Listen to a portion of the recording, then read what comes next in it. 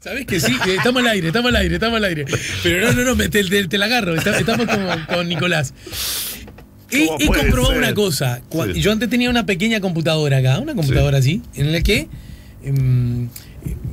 hacía resúmenes de algunas cosas que decía el invitado, o cosas que decía el invitado, buscaba el enlace, tiqui. Y incluso veo que otros programas, qué sé yo, Emiliano, para hablar de alguien que está, ¿no? También lo hace. Y yo hace tiempo me compré un teléfono que tiene una pantalla un poco más grande, entonces sustituí lo de la computadora. Y he recibido comentarios acerca de que estás distraído y si lo estuviera haciendo en una computadora no pasa nada, es que estoy trabajando. Ahí tenés la importancia de los objetos y la imagen de los objetos. El soporte, ¿no? El soporte y cómo hay determinadas representaciones que inclusive a veces te pasa en clase que vos estás dando clase y están los estudiantes con el celular así. ¿Podés dejar? No, pues yo estoy mirando, mire, profesor, tengo la bibliografía acá está el video de no sé de quién estaba hablando usted, es decir, hay una interacción mucho más fuerte, pero claro, de alguna manera todavía tenemos esa matriz más antigua que vincula a los celulares y en fin, a todo el proceso. Te lo pregunto a vos como docente, si ese mismo alumno estuviese con una libreta y al lado un libro haciendo así, ¿no? Claro, y estuviera diciendo que y le está mandando un mensaje de amor a su novio, cartita, ¿no? Y diciendo, bueno, o qué pesado este tipo que no le entiendo nada. Ahí ese está tranquilo, está tomando apuntes. Ahora, si está buscando información o en fin, o cuestiones relacionadas con la clase, uno... Pero lo rico de todo esto, y ustedes los antropólogos tienen mucho para enseñarnos, entre otros, ¿no? Que en cuántas cosas aplicaremos la misma consigna, ¿no? Exacto. Es decir, bien permitido, adecuado, si requiere si recorre cierto camino de... Sí, inclusive determinados estereotipos sobre las personas que muchas veces no condicen con lo que la gente hace. Hay personas que parece que trabajan mucho y trabajan muy poco. Hay personas que trabajan muy poco y parece que trabajan mucho. Y bueno, a mí como antropólogo eso me fascina, ¿no? Ver justamente cómo las apariencias sí engañan y cómo la gente utiliza determinados trucos, por así decirlo, en la vida cotidiana para demostrar cuestiones que muchas veces no coinciden con la realidad. Había una colega que me decía, no, para demostrar en Uruguay que trabajás, por más que trabajes todo el día, puede decir gente que no trabaja mucho. Entonces vos tenés que andar con una hoja de papel caminando por los lugares. Y digo, no, pero no puede ser que sea algo tan básico. Sí, porque yo lo hice en tal lugar y en tal lugar y funciona. Y era cierto, por su propia experiencia de otra gente. No, es muy interesante toda la disimulación social, cuando la gente no sabe de algo pero tiene que aparentar que sabe, cuando, digamos, ese engaño permanente que hace parte de la vida social, que uno lo ve mucho en las instituciones, pero también lo ve en la vida cotidiana. Mirá qué interesante esto que decís, porque también no saber sobre algo y aparentar que sí se sabe, es seguro, puede responder a muchas cosas y hay personas que se vuelven expertas en eso porque en lugar de dedicarle un poco más de tiempo al estudio y no pasar esas zozobras, prefiere armar las estrategias. Pero a veces también, mirá que voy a traer un ejemplo político, a vos te fascina mucho la política también, ¿no? Estoy pensando en Juan Sartori. Siento que Juan Sartori ahora es un individuo al que por muchas razones es muy fácil pegarle, ¿no? Entonces me salgo del trillo. Y te acuerdas que en un momento se le tomó el pelo a propósito del panóptico de Foucault. Sí, que sea Faucal, no sé si me acuerdo. Y que no sabía ni cómo pronunciar el nombre y que no tenía claro. Y a mí me pareció exagerado e injusto que reprocharle a él que no tuviera claro eso, cuando en realidad ahora no, porque después que pasó seguramente más de uno lo googleó, ¿no? Es verdad. Yo agarro desprevenido a cualquiera de los, ¿cuántos hay? Como 12 precandidatos más, qué sé yo. Y le paso por la misma. Y le digo, mismo, primero, no sé si saben escribir Foucault, si saben quién fue, si saben cómo... Justo lo estoy dando en la Facultad de Información y Comunicación. Podemos invitar a los precandidatos. Estoy dando mucho a Foucault y a Deleuze ahora en un módulo, un curso que se llama Ontología de la Comunicación. Y la verdad que estoy disfrutándolo mucho, porque son pensadores que cambiaron radicalmente la manera de ver al mundo, pero al mismo tiempo yo siempre trato de hacer mucho hincapié en el hecho de que hay determinados fenómenos que se dan en cierta parte del mundo, en Europa occidental, que no son universalizables y generalizables, todo que a veces es algo que de esta parte del sur, como somos nosotros, se pierde. Sí, yo me quedé pensando en eso que vos decías de Sartori cuando pasó. Primero me causó un poco de gracia porque no me caí simpático políticamente hablando. Esa parte, digamos, más sádica del ciudadano, quizá, bueno, que no voy a votarle. Pero después, claro, a ver, ¿qué se supone? ¿Que un político sabe de ciencias políticas, que sabe quién fue Hobbes o quién fue, es decir, Hobbes, que de los grandes, digamos, teóricos de la política, por así decirlo, que le llama Maquiavelo? No necesariamente, y mucho menos a Foucault. Creo que la ciudadanía no exige ese tipo de conocimiento, y probablemente la mayoría de las personas que se dedican a la política, por lo menos las que yo conozco de cualquier partido, son gente muy ignorante, porque tal vez sepan quién es Foucault, pero le preguntas algo de arte y no tienen la menor idea, o de arquitectura y no tienen la menor idea, y muchas veces pasa que esas personas terminan tomando decisiones sobre espacios urbanos, sobre el espacio público equivocadas, porque justamente no conocen esas variables y demás. Exigir al político cierto tipo de cultura, entre comillas, claro, me parece a esta altura un poco. Y aparte también hay perfiles políticos. Ponete a pensar el caso de Mujica, que él fue muy como el Mujica, no estoy hablando de Mujica el político, sino el comunicador, ese sujeto que ha seducido al mundo. Digamos que hay que verlo como fenómeno comunicacional, más allá de que uno esté de acuerdo con él o no, digamos, es un fenómeno comunicacional. Y en la frase última que dijiste, sí, déjame hacer una, porque sé que andamos por la misma vereda.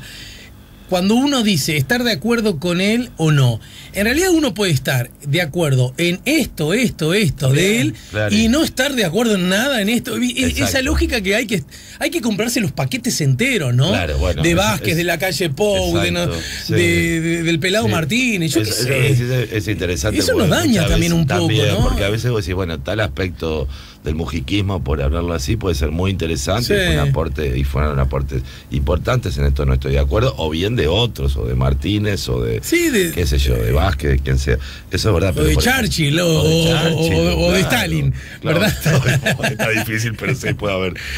Bueno, Churchill tiene aquella famosa reflexión de la democracia que yo creo que es insuperable. Bueno, sí, es verdad, ¿no? Es verdad.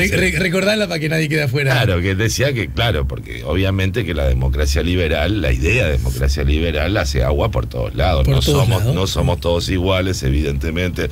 Si vos tenés un gato, un perro en tu casa, más de uno, ya sabés que inclusive entre ellos son diferentes. Si tenés vacas en el campo y las observas, o sea, los seres humanos también somos todos diferentes.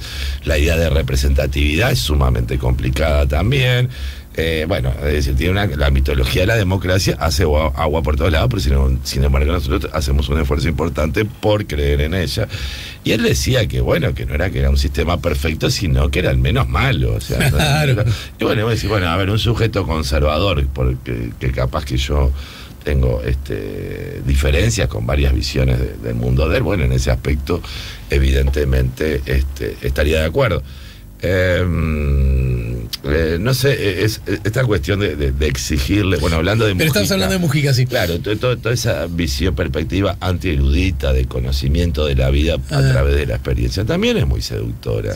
Sí, porque él, por ejemplo, el caso de Mujica, con todo lo contrario, fue contra un conocimiento erudito, fue contra un conocimiento libresco, fue, o sea, explícitamente, ¿no? Él era, y no. Me deja de ser Mujica, soy el único que no lo imita, ¿eh? Ah, mirá. Pero bueno, hacé cuenta que está en Mujica. Sí, pero la UTEC la puse yo. Claro. Te diría, pues como diciendo, usted me dice eso, pero la universidad la puse yo, ¿no? Pero al mismo tiempo no quiere decir que no sea un sujeto que no posea un conocimiento importante del mundo, que no tenga inclusive un conocimiento libresco y demás, simplemente que no lo performatiza, que performatiza otro, y evidentemente de manera mucho más exitosa a nivel internacional. Ahora, si vamos al conocimiento sobre lo que pasa en el mundo de manera real, ya no, o sea, digamos, la variable política del mundo, los grandes cambios que está habiendo en el planeta, en la civilización humana, porque también puede haber civilizaciones no humanas, por lo menos yo lo considero así, no extraterrestres, sino estoy trabajando un poco ese concepto de una civilización más allá de lo humano hace tiempo. Probablemente no, ¿con qué nos vamos a encontrar? Con visiones muy pobres, pero también eso creo que tiene que ver con que lamentablemente digamos, las estructuras políticas hacen unos procesos selectivos extraños, por lo cual no necesariamente las personas más adecuadas, más idóneas, son las que llegan a determinados lugares como para candidatearse. Claro. Y eso tiene que ver, en fin, con nuestra querida mesocracia, tiene que ver con estructuras partidarias. Lo de querida mesocracia es un tanto irónico. Absolutamente. Sin el tanto, es irónico. Es irónico. Tiene que ver con el peso a veces de las estructuras partidarias, tiene que ver, en fin, con ciertos estilos de evaluación del otro que evidentemente pesan en lo político también, claramente. Yo traía el ejemplo, no desde la perspectiva en sí misma de estas elecciones, ni de las calidades de nuestra democracia, y mucho menos tampoco específicamente de Sartori, sino por el lado de que cuánto daño nos genera, es decir, ¿qué problema hemos generado a propósito de admitir, mire, sobre esto no sé?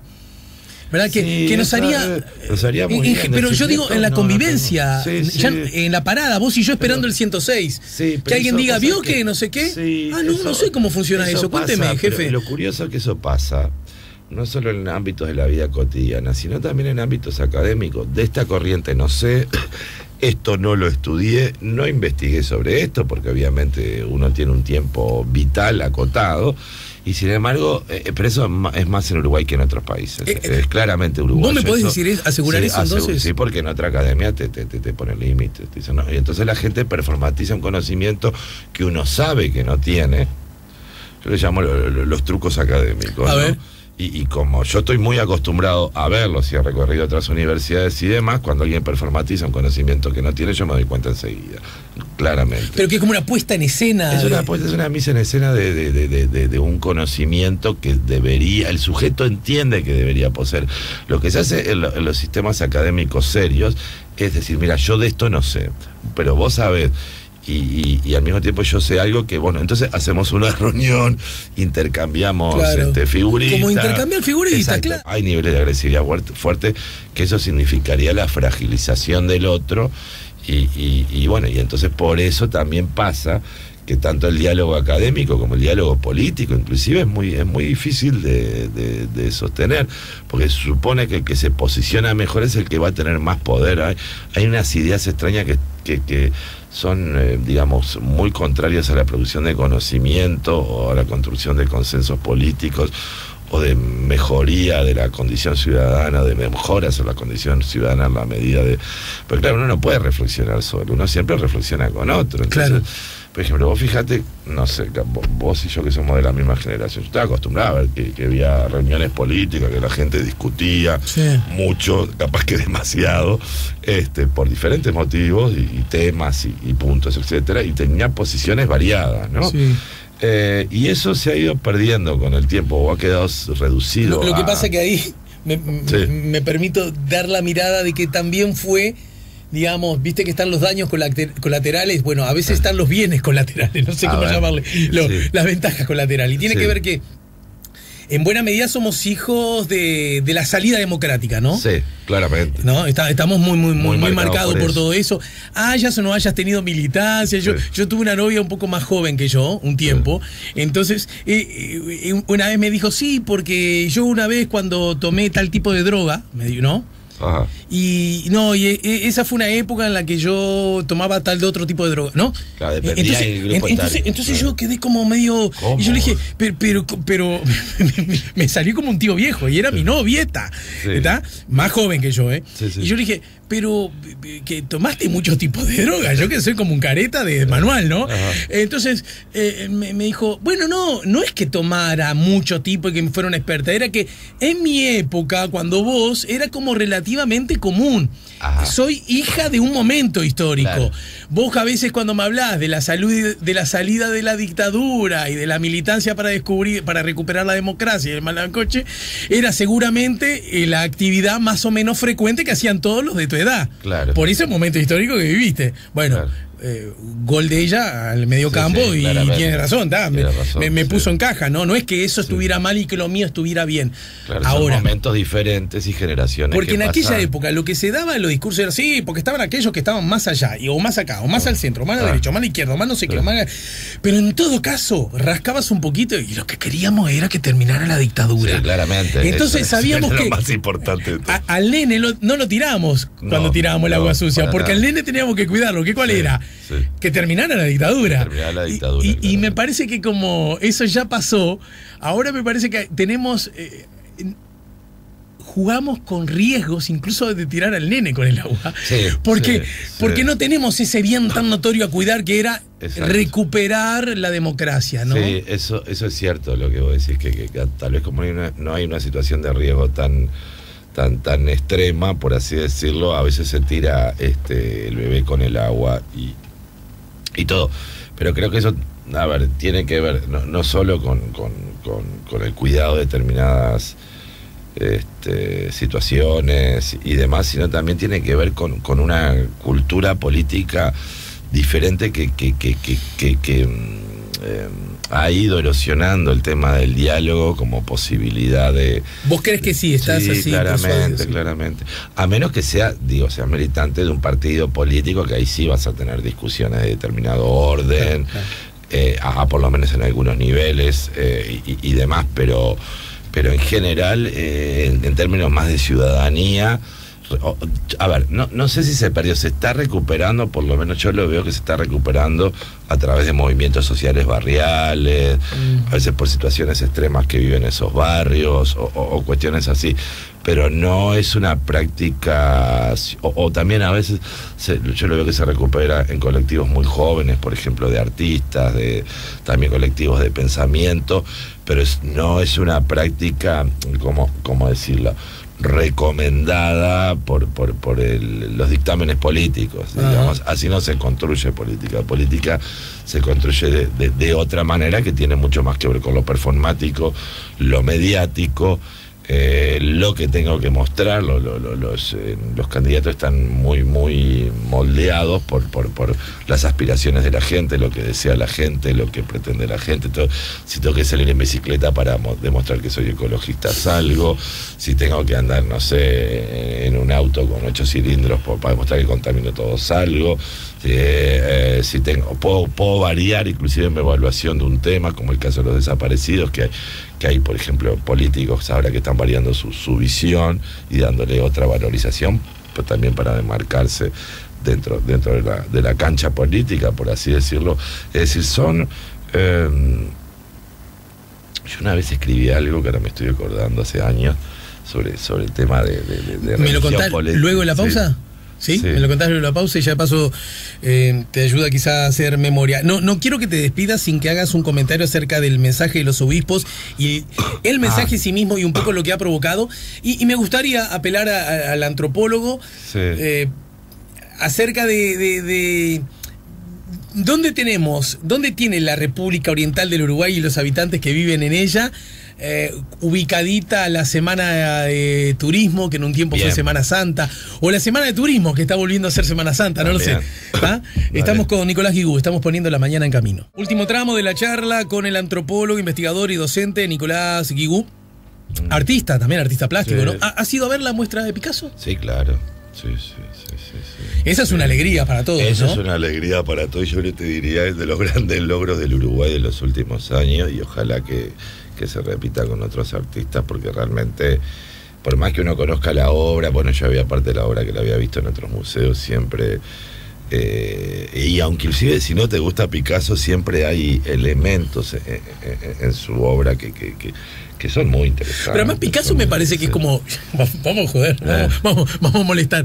Es como lo que recién decíamos de Mujica, porque hay tantos Picasso, hay, ¿no?, muchos Picasso. Que uno, a ver, está bravo decir, todo lo que hizo Picasso me gusta por igual. Y es una obra muy heterogénea que trabajó con materiales, hizo cerámica, fuentes, joyas, escultura. Está bravo decir, no me gusta nada de Picasso. Sí, está bravo. El tipo que hizo 8.000 millones de obras. Aparte es un caso de productividad extrema y heterogénea en los materiales, en las características, en los formatos, qué sé yo. Quedaste antes de la pausa reflexionando sobre una cosa que habías escrito antes. Escrito hace años que yo decía, bueno, que lo político era, me toca acordar, la expulsión, o sea, los políticos, la escena política, porque era tan odiada de alguna manera, porque la gente siempre tiene una relación de amor y odio con los políticos. No, porque no hacen esto, porque cobran mucho, porque no sé qué, son ladrones. Siempre hay una suerte de mitología y una perspectiva negativa de los políticos. Yo escribía por ahí en un artículo que decía que era la expulsión social de lo social irrealizado, es decir, todas las situaciones no resueltas por la sociedad las expulsa, digamos, para un lugar, se genera la escena política de lo social irrealizado, y en esa escena que genero como si fuese un teatro, bueno, ahí tiro todo, lo cuestiono, y de alguna manera tiene esa función simbólica terapéutica de ser también una suerte de muñequito de esos que les das tropada, pum, y claramente es así. De hecho hay una evaluación muchas veces de determinados políticos y de lo político en general sumamente injusta, pero que responde, digamos, a esa expulsión social de lo social justamente irrealizado. Si las sociedades estuvieran o estuviesen en equilibrio y en armonía, probablemente requerirían muy poco de lo político, en el sentido de lo representativo, de la política como algo representacional, conflictiva, propositiva, que siempre tiene que estar trayendo nuevas ideas para competir con los otros. Es una sociedad que en fin, que logre resolver sus aspectos fundamentales y demás. En realidad no digo fundamentales, cuando digo fundamentales tienen que ver también con la plenitud humana, no quiere decir solo el bienestar, porque ya sabemos que también las sociedades de bienestar están llenas de alcoholismo, de suicidio, del bienestar material, estás hablando. Bienestar material, exacto, tienen problemas serios por otras partes. Cuando digo una sociedad equilibrada, estoy hablando de todos los aspectos del ser humano. En realidad lo político en esos casos sería algo mucho menos dramático, mucho menos importante, probablemente mucho más racional, pero bueno, en sociedades como la nuestra, obviamente que lo político se coloca en un lugar superlativo y la gente termina pidiendo, como si fuese un dios, casi milagros a veces, ¿no? Y que realmente no van a pasar. Porque también no solo resulta funcional para ese ejercicio casi catártico de tener al muñeco al cual pegarle, exacto. Sino también que creo que muchas veces termina siendo funcional para yo practicar, yo ciudadano, el más seductor de los deportes que practicamos, por lo menos los uruguayos, no sé qué pasa con los húngaros, y es sacar la pata del lazo, es decir, nada de lo que ocurre mal yo tengo que ver con eso, ¿no? Si fueron los otros. Es decir, siempre hay otros, de pronto me compro un celular que en el mercado sale 8.000 pesos, curiosamente lo compro a 500 pesos sin preguntar de dónde vino, ¿no?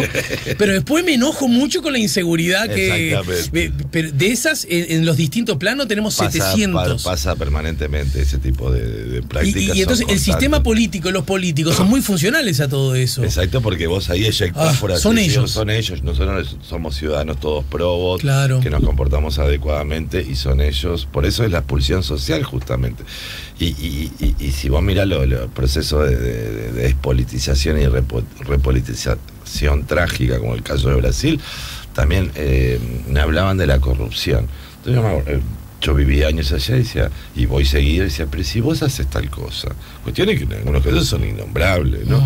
Si vos, no sé, conseguiste la clave de tal cajero y le robas plata al otro, o sea, aparte los brasileños tienen muchas esas posibilidades, tienen como una cultura muy ¿cómo decirlo? Que en general está al borde yo diría al borde de la legalidad, y es un país estructuralmente corrupto, o sea, la corrupción se practica a diferentes niveles en la vida cotidiana.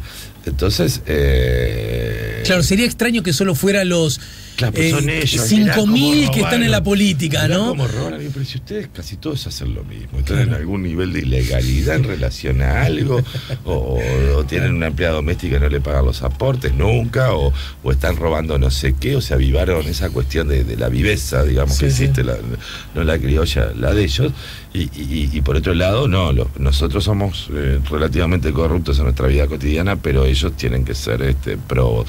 En general hay mucha denegación sobre las prácticas cotidianas de la gente en esa satanización y demonización. Hace muchos años un amigo mío, que aparte estuvo, digamos, tiene una trayectoria vital muy particular, un tipo grande, más grande que yo, me decía, bueno, pero porque a veces nos quejábamos del problema que tenían las organizaciones políticas en América Latina, las organizaciones sociales en América Latina, bueno, en fin, ¿por qué siempre hay problemas, hay tanto conflicto o hay corrupción? Me decía, pero vos pensás una cosa también, nuestros partidos, nuestras organizaciones y demás reproducen de las sociedades, las matrices de las sociedades de las que provienen. Entonces uno va a encontrar cualquier elemento, porque nuestras sociedades obviamente no funcionan bien, son sociedades muy desequilibradas, son sociedades injustas, pero no de una injusticia de hace 15 días, estamos hablando de diferentes niveles de injusticia, que llega un momento que claro, uno se cansa y dice, bueno, esto es así, o sea, esto no puede cambiar porque viene la derecha y hace esto, viene el centro y hace esto, viene la izquierda y hace esto, pero hay cuestiones que aparentemente permanecerían igual, o bueno, en algunos casos empeoran, en otros casos mejoran, pero hay una situación, digamos, que daría la impresión de que hay ciertas variables en América. O sea, es muy difícil encontrar un Estado que no sea corrupto en América Latina. No conozco ningún ejemplo. Sí puede haber niveles altos de corrupción y evidentes, o niveles inclusive bajos, normatizados, como es el caso nuestro, regulados administrativamente, y es corrupción igual, pero es muy difícil encontrar un país latinoamericano que no tenga niveles de corrupción importantes. Entonces había que preguntarse por qué. Es muy difícil encontrar niveles de transparencia en cualquier dimensión de nuestras sociedades, y habría que preguntarse por qué. Y él me decía eso, bueno, no podemos pedir tanto a las organizaciones sociales latinoamericanas cuando en realidad vienen o sea, tendrían que venir del planeta Júpiter y vienen de acá, entonces siempre van a tener ese tipo de conflictividad, qué sé yo, de corrupción, inclusive niveles de corrupción de nuestras partes. No es una visión pesimista, pero en realidad lamentablemente vos todos los días, en el caso de América Latina, saltan casos de corrupción de diferentes gobiernos, de partidos, de sindicatos, de organizaciones, de empresas transnacionales, de empresas nacionales. O sea, no hay manera. Es algo que está establecido, que aparte lo sabemos los ciudadanos de estos países, o sea, porque también tenemos información, no solo de la que nos dan los medios, sino de la vida cotidiana, del trajinar institucional. Y uno podría llegar a la conclusión que eso ocurre solo porque, digamos, tenemos menos cantidad de años de civilización, por lo menos. No, yo creo que no tiene que ver con eso, sino que tiene que ver con un estilo que viene desde la colonia, sí, en la República, claramente en todo el periodo republicano latinoamericano, y que se ha naturalizado como una situación de hecho, de una situación de las cosas que es prácticamente irreversible, y creo que gradual. De hecho, los ciudadanos exigimos muy poco. O sea, capaz que reclamamos y criticamos todo el día, pero como yo siempre pregunto, ¿por qué si Alemania es uno de los países de economía más compleja, cada 6 meses le manda a los ciudadanos la plata a gastar los impuestos? ¿Por qué el Reino Unido, que es un país que, bueno, no le va mal, todas las empresas tienen lo que gastan y lo que invierten en internet? ¿Por qué acá no se puede hacer eso? Y bueno, y ahí, boom, uno aprieta el botón rojo.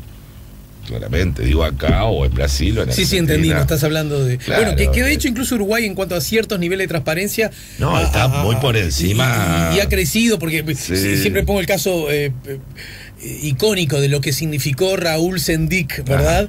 Y alguna de los gastos que hizo, inadecuados gastos que hizo con su famosa tarjeta corporativa. Son irrisorios. Claro. Pero quiero decir, esa información se consiguió naturalmente por el trabajo de periodistas, pero en realidad, por favor, que no con eso que quede claro que las periodistas que consiguieron esa información y los periodistas de búsqueda que llegaron más o menos al mismo tiempo, es porque hicieron una solicitud que ahora la ley le permite. Claro. Y lo hubiera hecho otro vecino y también hubiera... Claro, digamos... quiero decir, ese mecanismo antes no existía, paradójicamente, ¿no? No, el Uruguay en relación a otros países de América Latina, obviamente que está muy por encima en esos niveles de transparencia, que igual falta muchísimo. Desde ya. Claramente. Sí.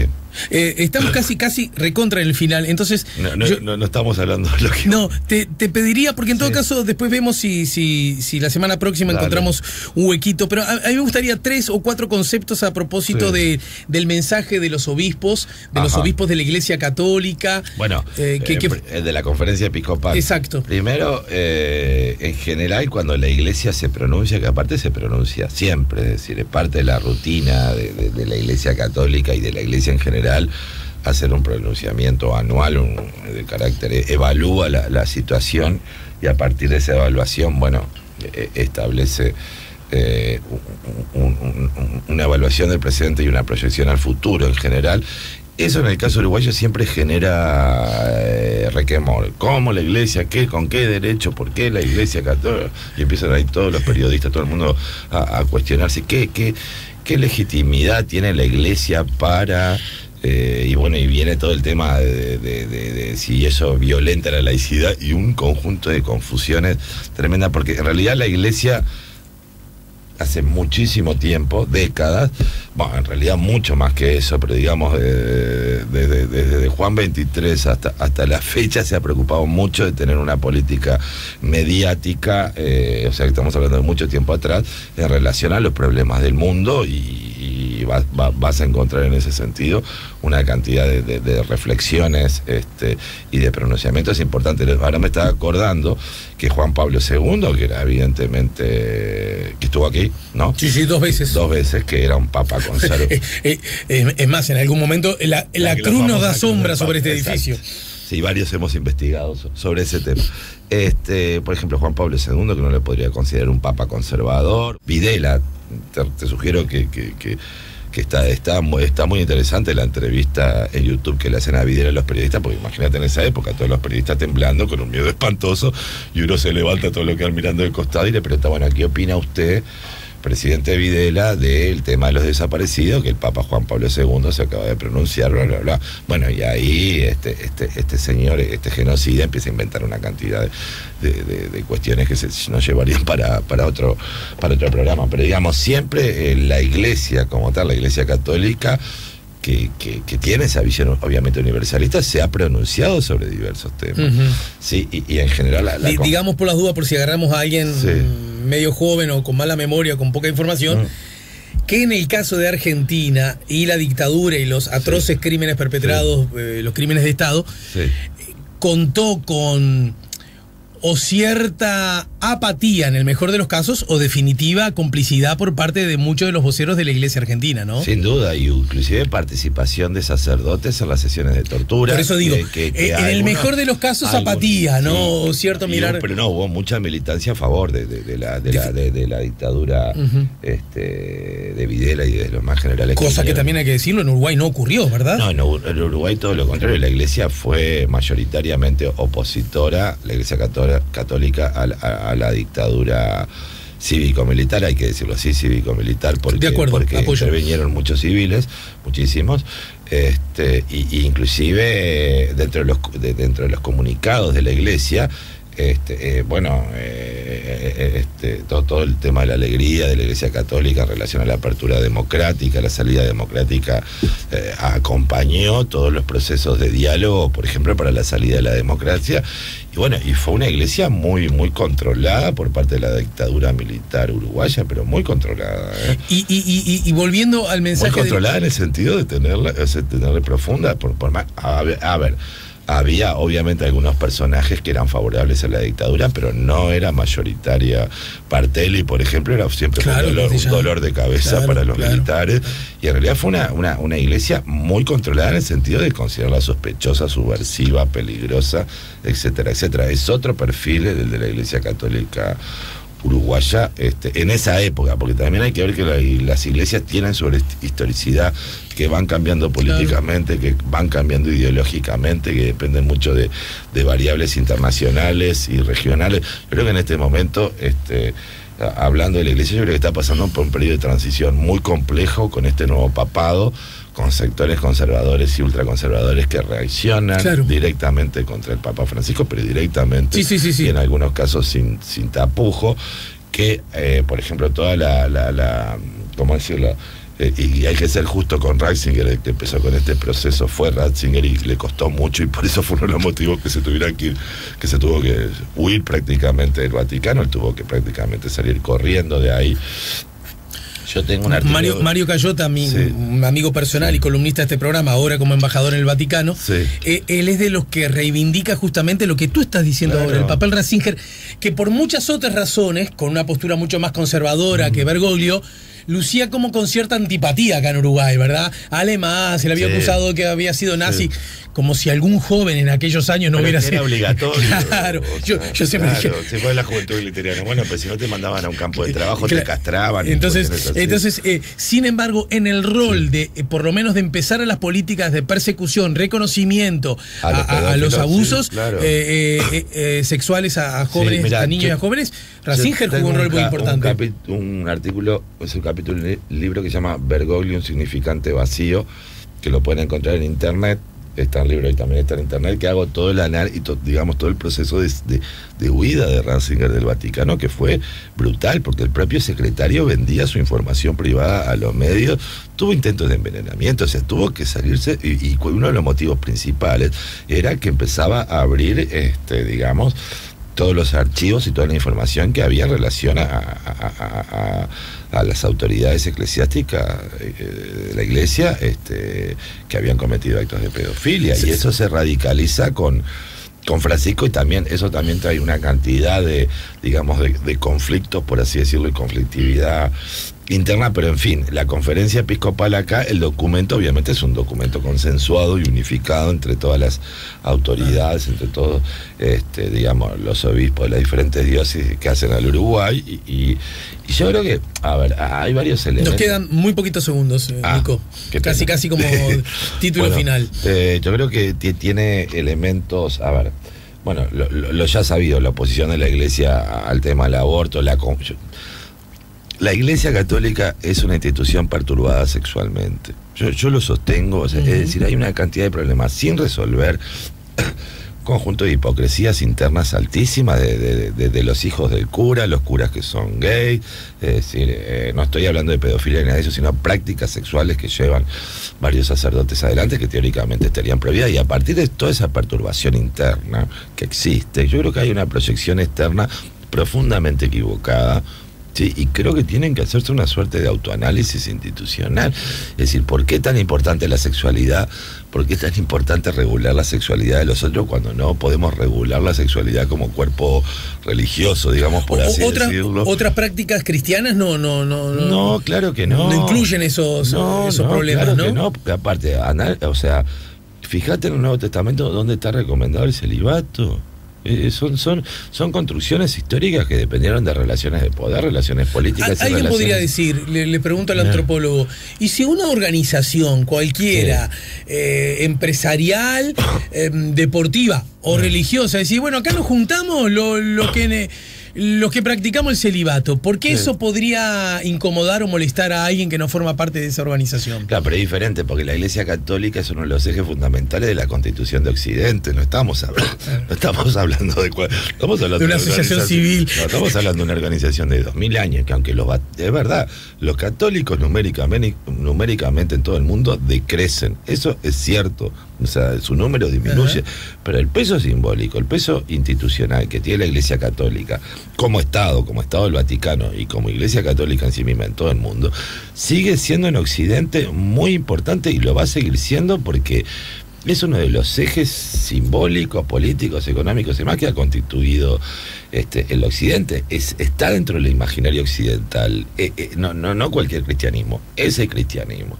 Es una institución sumamente antigua que ha pasado por por muchísimas dificultades y en fin, y diferentes situaciones, y el peso que tiene no es que es la asociación de hombres, o sea, no, es una, digamos, sería como una suerte de la garantía moral de Occidente, y así se ha colocado. Por eso incluso por eso molesta tanto, digamos, todos estos casos de pedofilia, claro, y abuso. Que incluso a veces una mala defensa es decir, bueno, pero también ocurren en un club de babifútbol. Sí, papá, pero no el club de babifútbol no nos representa ni nos impone, ¿verdad? El deber ser, como de alguna manera. Lo ha hecho la Iglesia durante siglos. No es la misma responsabilidad social, no es la misma responsabilidad colectiva. Porque ni el mismo discurso, o sea, la proyección. Si yo trato de moralizar el mundo, trato de evangelizar el mundo y hago todo lo contrario, bueno, es una manera de habitar absolutamente desdoblada e hipócrita. Y yo creo que la Iglesia va a tener que cambiar mucho. Aparte, lo interesante es que la Iglesia Católica ha tenido cambios muy importantes internos en los últimos siglos. Yo creo que va a haber posibilidades de que la Iglesia católica cambie, permita cuestiones básicas como que los curas se casen, como que el tema del celibato sea opcional. Yo creo que el tema del celibato, si alguien lo puede llevar, me parece genial. Ahora, es muy difícil, ¿no? O sea, no es fácil. Es tirando difícil. Es tirando difícil. O sea, si alguien dice, no, yo voy a tratar de prescindir del sexo, y bueno, vos podés, si no te vas a masturbar, no, porque eso es pecado también, si no, vamos. Así no vale. Así no vale, claro. O sea, no te vas a masturbar, no vas a tener sexo ni nada. Bárbaro, si vos podés, genial. Ahora, la mayoría de los hombres no podemos hacer eso, incluidos los sacerdotes. Entonces, de alguna manera, tiene que haber, buscar reformulaciones para evitar esa sexualidad tan atormentada, tan desdoblada, tan hipócrita, porque es muy hipócrita. La otra vez estaba hablando con un ex seminarista. 10 segundos, de verdad, ¿eh? Sí, y me decía, bueno, cuando entré al seminario está en la ilusión y me empiezo a ver los seminaristas con sus novios escapándose, es decir, toda esa visión absolutamente hipócrita de una sexualidad clandestina. No pueden ser sacerdotes, o sea, que estén apostando a la verdad, llevando. ¿Qué tiene que ver eso con Jesús? ¿Qué tiene que ver con el mensaje cristiano? Yo no le encuentro ningún, francamente, no, uno vuelve a los textos, digo, ¿cuál es el vínculo entre una situación y otra? Y no lo hay, o sea, son invenciones institucionales que, como tales, yo creo que la Iglesia Católica en las próximas décadas va a tener la oportunidad de mantener, digamos, su mensaje y salir de esas rutas que no van a ninguna parte.